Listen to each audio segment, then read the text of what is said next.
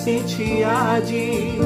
ଶୁଣ ଭାଇ ଏ ଭଉଣୀ, ନିରାଶାରେ ଅଛ କି ଆଜି? ତେବେ ଶୁଣ ଏ ଭାଇ, ଶୁଭ ବାର୍ତ୍ତା ଆସିଛି ଆଜି।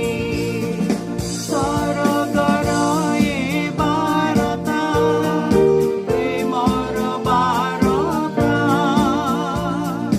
ସତ୍ୟମୁଖୀର ବାର୍ତ୍ତା, ପରିତ୍ରାଣର କଥା। ଶୁଭ ବାର୍ତ୍ତା ଆସିଛି ଆଜି। ପ୍ରିୟ ଶ୍ରୋତା ବନ୍ଧୁ, ପ୍ରଭୁ ଶ୍ରୀଖ୍ରୀଷ୍ଟଙ୍କ ପବିତ୍ର ନାମରେ ଶୁଭେଚ୍ଛା। ପବିତ୍ର ବାଇବଲର ମାଥିଉ ଲିଖିତ ସୁସମାଚାର 6 ଅଧ୍ୟାୟର 12 ପଦରେ ଆମମାନେ ଏପରି ପାଠ କରୁ, ଆମ୍ଭେମାନେ ଯେପରି ଆପଣା ଆପଣା ଅପରାଧୀମାନଙ୍କୁ କ୍ଷମା କରିଅଛୁ, ସେପରି ଆମ୍ଭମାନଙ୍କର ଅପରାଧ ସବୁ କ୍ଷମା କର।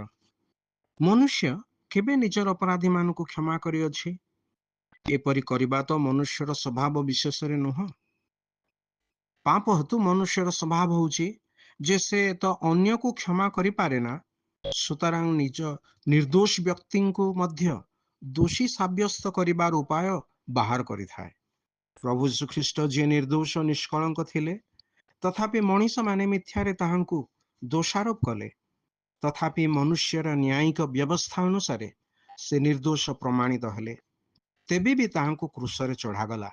ଏପରି ହେବାର କାରଣ, ସେ ନିର୍ଦ୍ଦୋଷ ନିଷ୍କଳଙ୍କ ରହି ସୁଦ୍ଧା ମନୁଷ୍ୟର ପାପର ବୋଝ ଆପେ ବହନ କରି ବଳିଦାନ ହେବା, ପୁଣି ମୃତମାନଙ୍କ ମଧ୍ୟରୁ ତୃତୀୟ ଦିନରେ ଉତ୍ଥିତ ହେବାର ଆବଶ୍ୟକ ଥିଲା, ଯେପରି ଯେ କେହି ତାଙ୍କଠାରେ ବିଶ୍ୱାସ କରେ ସେ ପରିତ୍ରାଣ, ପାପ କ୍ଷମା ପାଏ, ଆଉ ଈଶ୍ୱର ତାହାର ପାପ ଆଚ୍ଛାଦନ କରିବେ।